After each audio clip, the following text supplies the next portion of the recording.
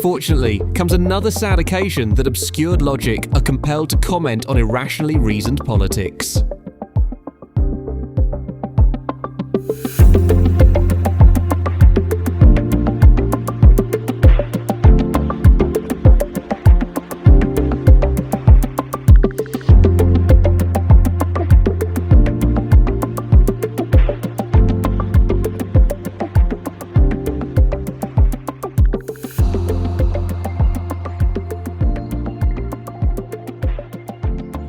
We are here today to talk about the tragic death of 18-year-old Henry Nowak, who was murdered in December 2025, and the shameful fallout in the respect of knife legislation and allegations of two-tier policing which followed.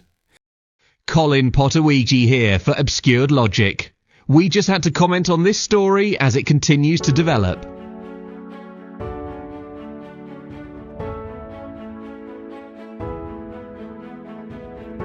Henry Nowak's family requested that they could grieve without the additional tension from the national outrage to the 18-year-old's death.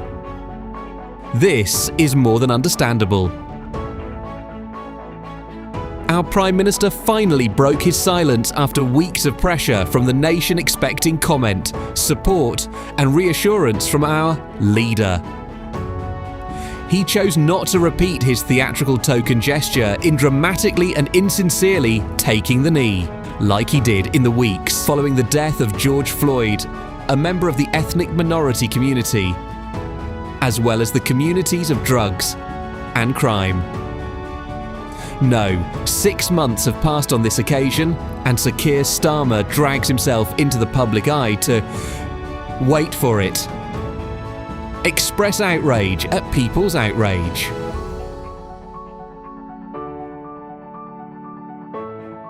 He also chose to use Nowak's family to guilt the opposition leader Nigel Farage into rescinding his support for his challenging of the factors which may have led to the death and subsequent police injustice of the teenager. Politicians have a difficult and important role. Yes, they should support the Nowak family. Absolutely. Sadly, nothing can now be done to save Henry. However, politicians have a duty and responsibility to learn from policy failings, make adjustments and prevent further weaknesses in the future. It would be remiss of them to disregard the hugely difficult task in demanding accountability in a situation like this.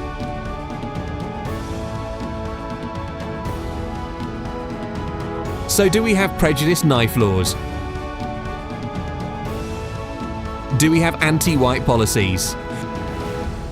Should we now discuss these topics to ensure opportunities to do better are not missed?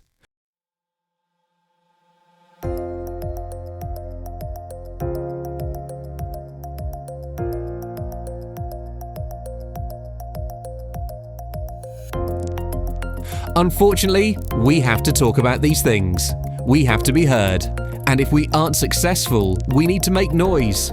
So ironically, and now all the more frustratingly, had our political leader come forward promptly and set a precedent about his intentions, then the nation may have felt supported and valued.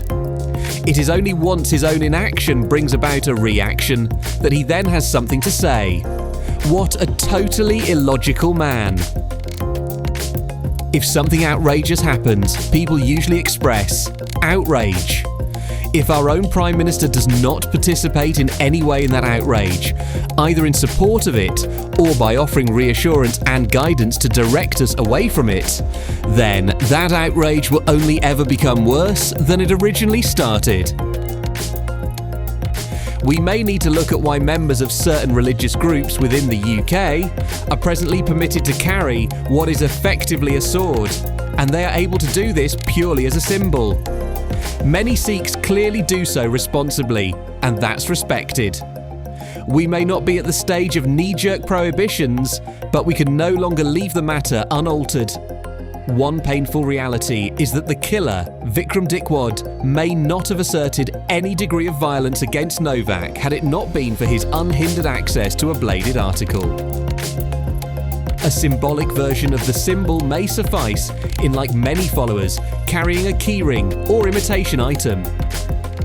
The convenience of his lethal weapon was likely the only scenario in which a chance encounter could escalate to murder. The second issue, relating to the victim's dignity and human rights, comes from the radicalisation of police officers and governmental officials in the wake of mandatory training to directly prejudice their sense of judgment. The director of London College of Policing, Parma Sandhu, stated, quote, "This guidance document has had no bearing at all in what happened to Henry Nowak and what the outcome was there.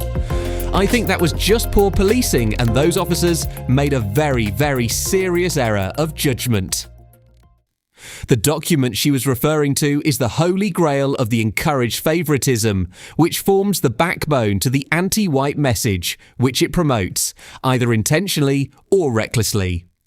Firstly, how does Sandhu know, as per her statement inferring it to be fact, that the nonsense training that those officers were at the very least aware of has not gone on to affect their subconscious bias, and thereafter influence in part or in whole their subsequent actions on the evening of the 3rd of December, 2025? This document might be the sole reason why their actions were so seriously flawed. It needs to stop now. Describing the neglect to preserve life and a failure of a person's basic dignity on death is not just poor policing.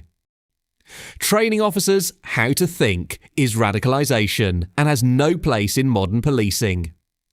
I have no doubt whatsoever that nobody has intended to prejudice the sound and reasonable judgment of our frontline officers. However, it is not unreasonable, especially now, to accept that mistakes have likely been made and cannot continue. We do not condone any attack, physically or verbally, on the Sikh community or the police, but a lack of action can only serve to defend the current shortcomings. And if that inaction comes from those in power, then it simply amounts to complicity. This need not be about hate and resentment. This is Henry's only remaining means to prevent for others what he could sadly not prevent for himself. Lost in rhythms gentle, in a lulling sway, the world around me fades into a tranquil grey. Threads of golden sun weave through the air, notes and dreams entangle without a care. In this cozy corner my soul's softly glad, with melodies that lift me when the world seems sad.